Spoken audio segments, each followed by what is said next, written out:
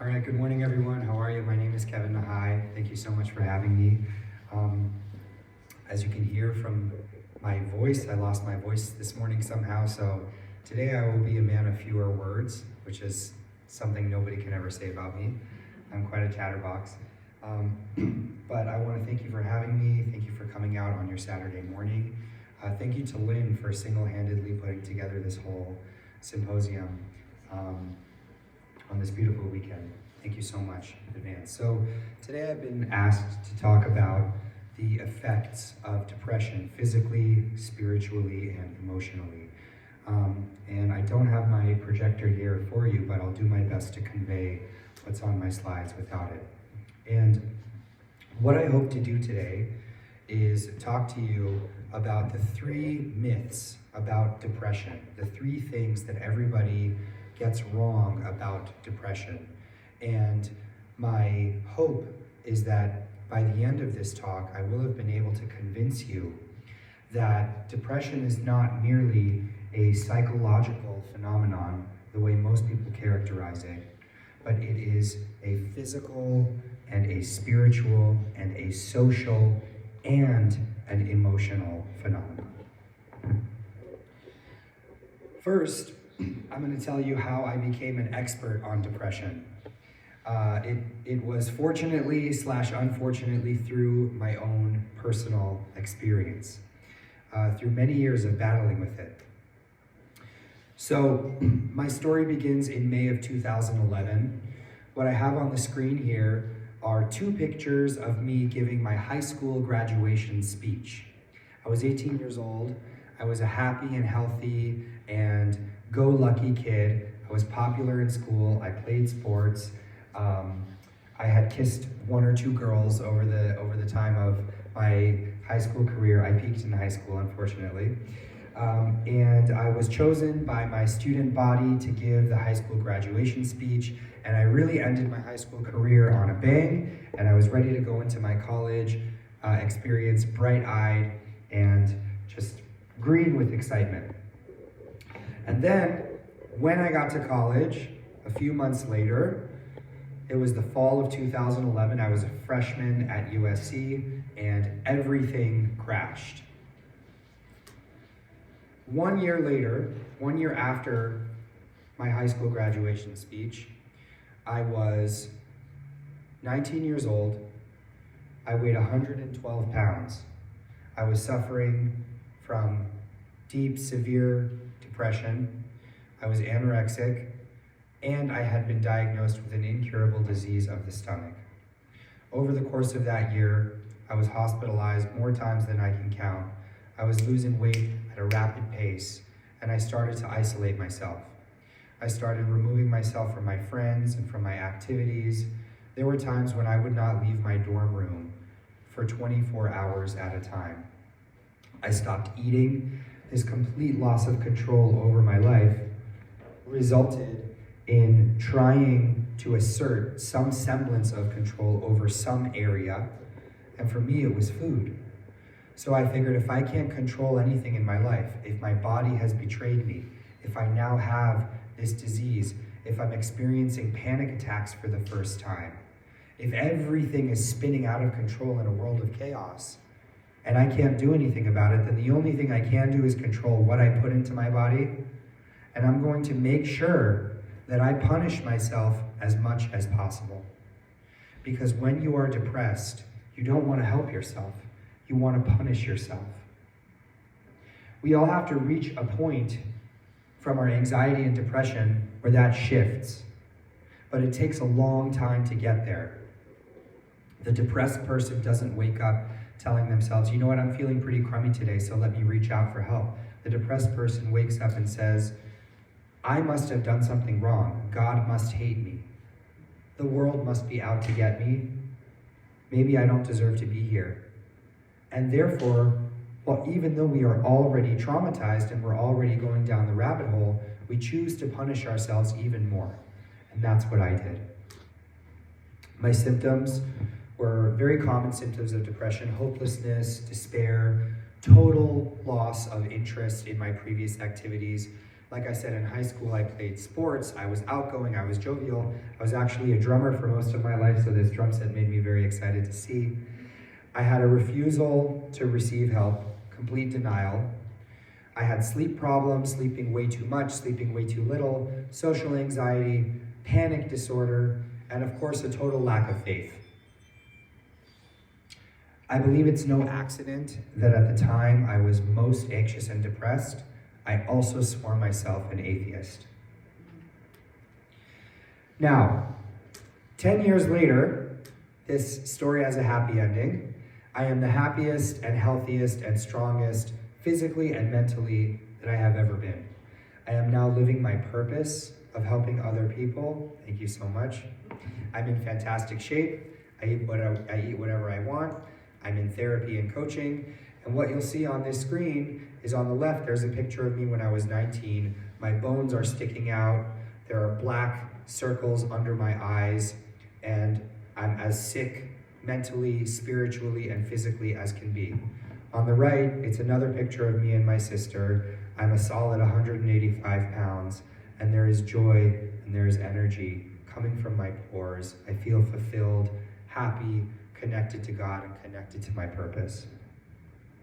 Took me a very, very long time. Thank you so much. Took me a long time and a lot of effort to get there. And before I get into the myths of depression, I want to tell you how I got there. First thing I did was I got a puppy. This is Gus, the love of my life. But what I really had to do was I had to make 6 changes. 1, I had to reconnect socially. 2, I had to make changes to my lifestyle, my diet, my exercise, my sleeping. 3, I had to develop a spiritual practice. 4, I had to start giving to other people and removing myself from the center of my universe. 5, I got into meditation very heavily, which saved my life. And 6, I got professional help through therapy. Now, I won't expect you to remember all of those. And just one of these, by the way, is great.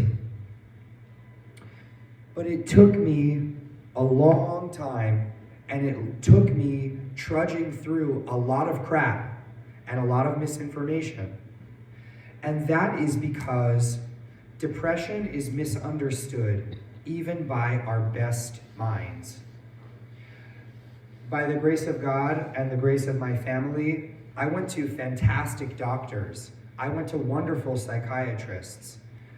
I had resources. I had people helping me. I was very, very blessed that I was able to receive professional and medical support for my physical and mental illnesses.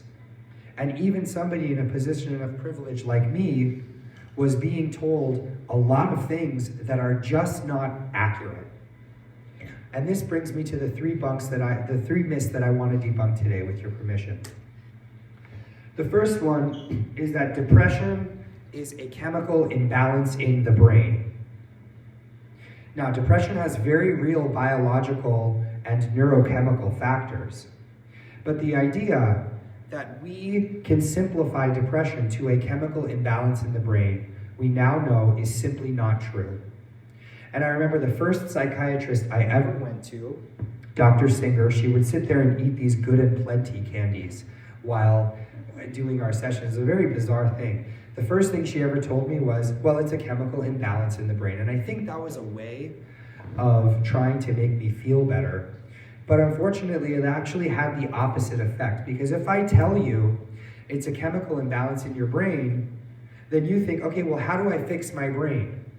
And if anybody here knows how to fix their brain, I would really enjoy the advice, because, you know, I've been dealing with this brain for a long time, and it hasn't been easy to fix.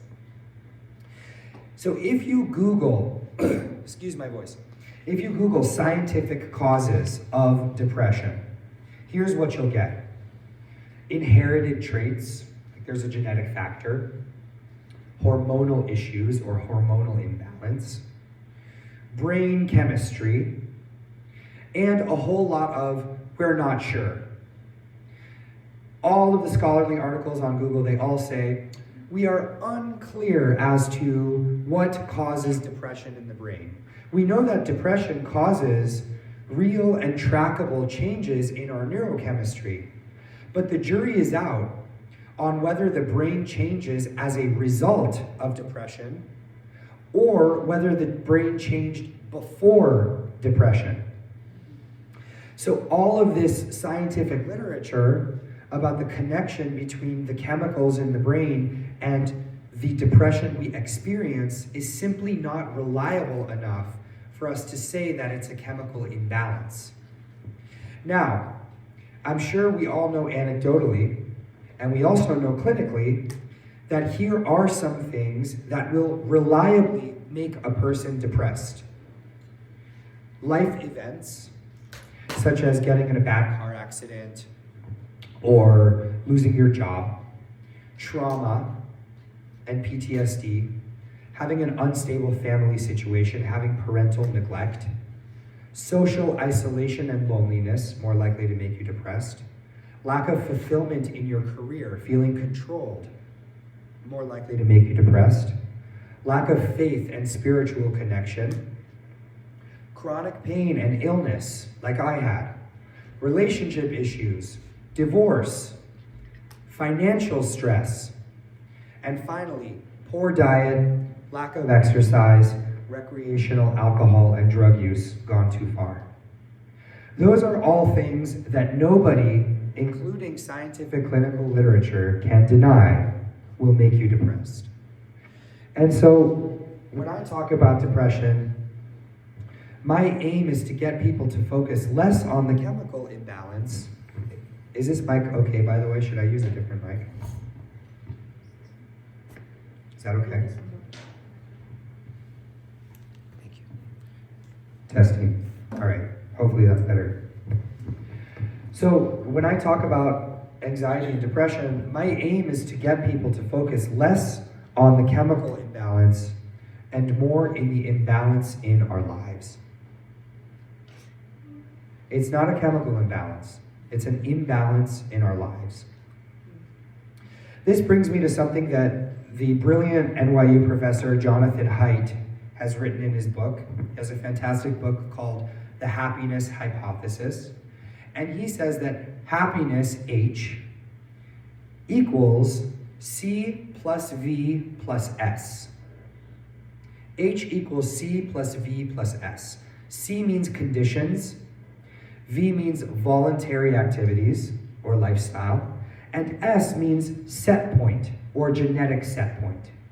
So what Dr. Jonathan Haidt says is that happiness is a combination of the conditions of our lives, the life events that we have to go through and so forth and so on, our voluntary activities such as diet, sleep, exercise, giving to other people, going to church, helping out your family member, whatever it may be, and the genetic set point.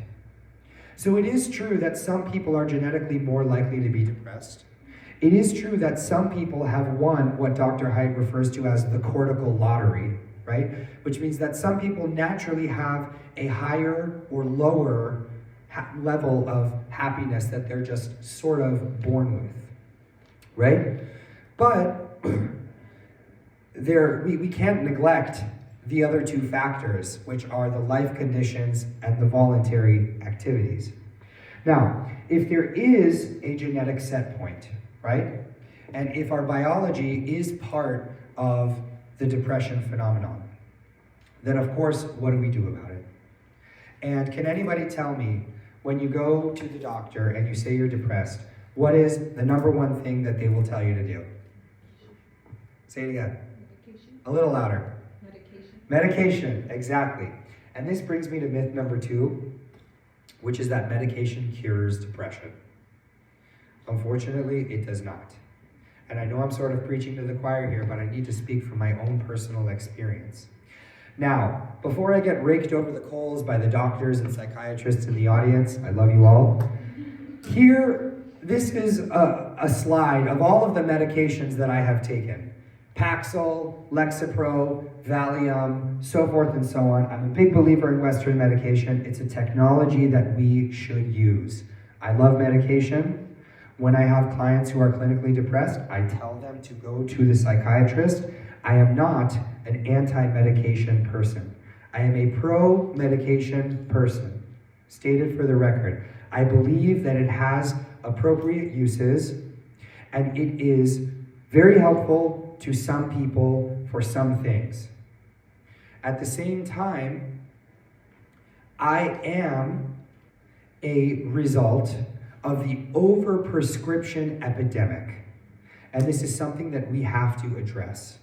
Right now in the United States, there are 37 million Americans on antidepressants and anti-anxiety medications. And by the way, I'm one of them. I don't say that with any air of superiority. But this means that 1 out of every 9 Americans is being prescribed medication.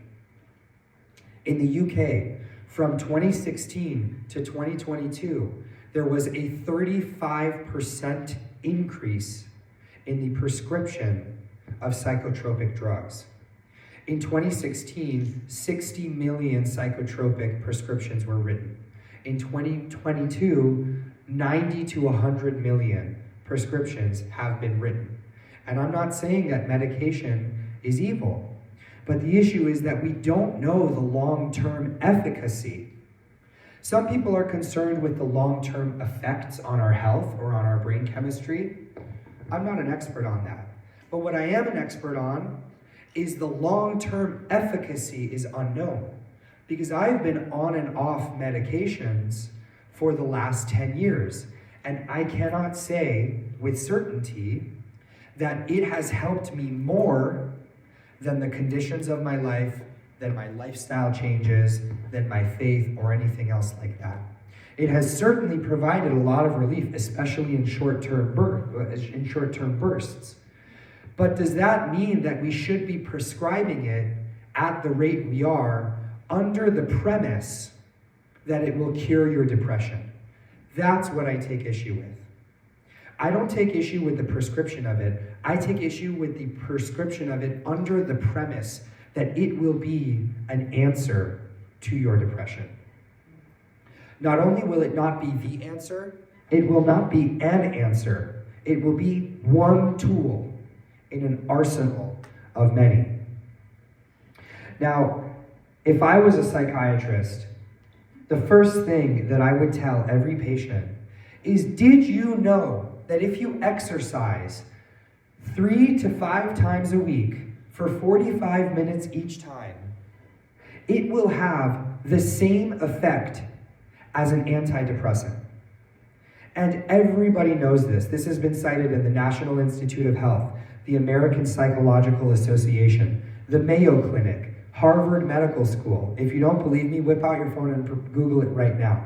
Exercise has been shown to have the same effect in treating depression as antidepressant medications and psychotropic drugs.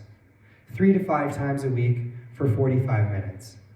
That has certainly been true in my own life, and when I learned that this is a statistic in the clinical literature, I wondered why I went to so many doctors and nobody ever asked me about my exercise. No one ever asked me about my sleep. No one ever asked me about the conditions of my life. No one asked me about these other factors that I've been discussing. We just jumped to medication. And again, I believe it was well-intentioned, but this is information that I needed to know. So it is medication and. It's medication and social connection, lack of isolation, lifestyle changes, faith and spiritual practice, giving to others, meditation, therapy, and coaching. And does this ring a bell? This is all the things that I said went into my process of transforming my life over a 10-year period. Now, at this point in the presentation, as a person in the mental health field, I would of course be remiss if I didn't say that there is nothing wrong with you if you are depressed. There's nothing wrong with you for taking medication. There's nothing wrong with you for going to therapy. There's nothing wrong with you for seeking help. And this brings me to the third and final myth of depression that I'd like to cover today. And that is that if you have depression, you must be abnormal. If you have depression, there must be something that is really wrong with you. So here's a fun fact. Everyone you know either has been or will be depressed, and so will all of their friends. So depression is the everyman. Some of the things that I heard from friends, from well-meaning people, from uninformed people, from everybody, when I was going through this process is chemical imbalance, your brain is broken, wow, something really bad must have happened. People with depression, I feel bad for them, they're kind of messed up. Just pick yourself back up, you can do this. And all of these things are wrong, and they all go into the myth that depressed people are abnormal. And I would put to you that what your depressed friends, family members, spouses, children, colleagues need most is love, not pity.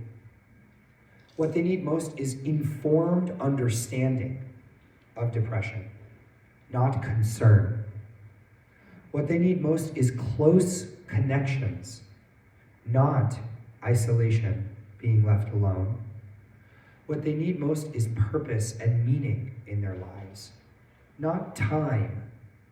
I hate to break it to you, but time does not heal all.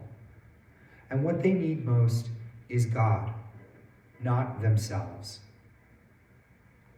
I relied on myself for way too long to overcome my illness, my anxiety, my depression. And the moment I started turning to God and to community, to personal fulfillment in the form of giving to other people, that's when my whole life changed. What everybody who's depressed needs is what everyone who is not depressed needs, because they're just like you and me. What everyone who is depressed needs is what everyone who is not depressed needs, because they're just like you and me. So just treat them like it's a Tuesday. Before I wrap up, I want to tell you the story of Samantha, my client. I've changed her name to protect her anonymity. Samantha came to me last summer. She had been clinically depressed. She had been sleeping for 18 hours a day. She was losing weight at a rapid pace. And I felt very connected to her, to helping her, because she had so many of the same symptoms, and her life was unwinding in such a similar way to mine. She was refusing to leave the house, refusing to work, refusing to eat, and refusing to get help.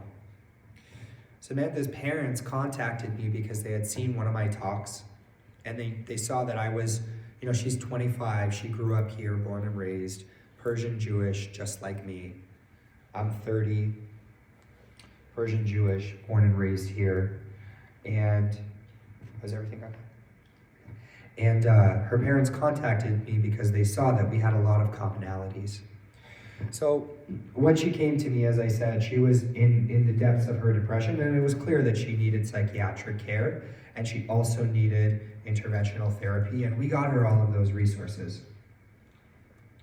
Some of the things that I tried to no avail to get Samantha to do were to eat, were to contact her friends, were to exercise, all of the things that I listed in today's talk.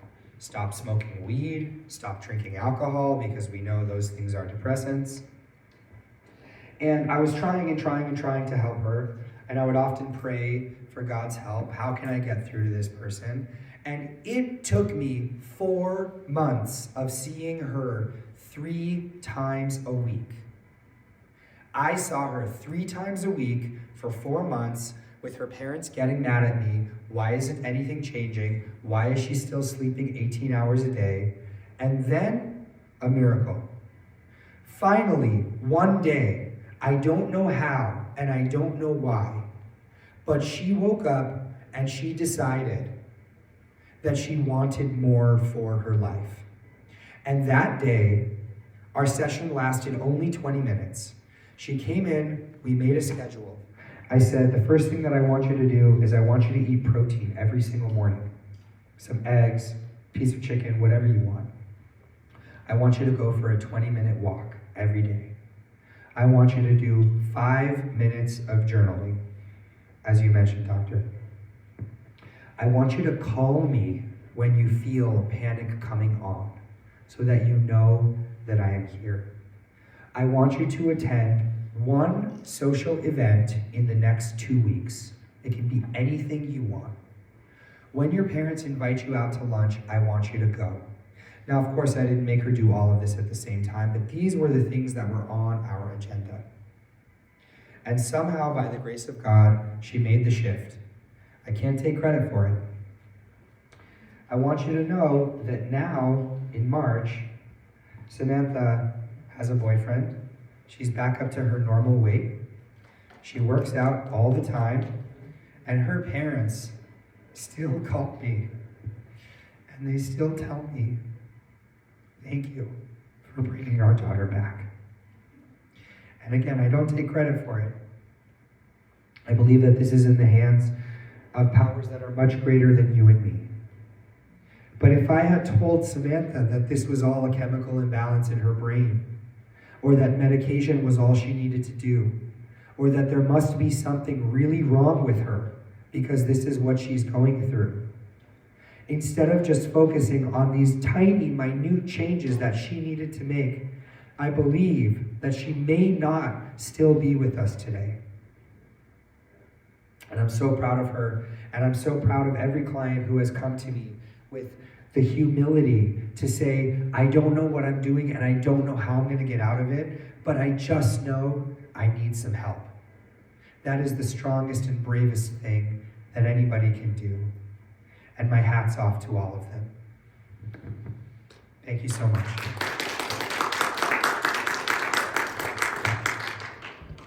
Thank you, Kevin. Oh, should I answer any questions? Yeah.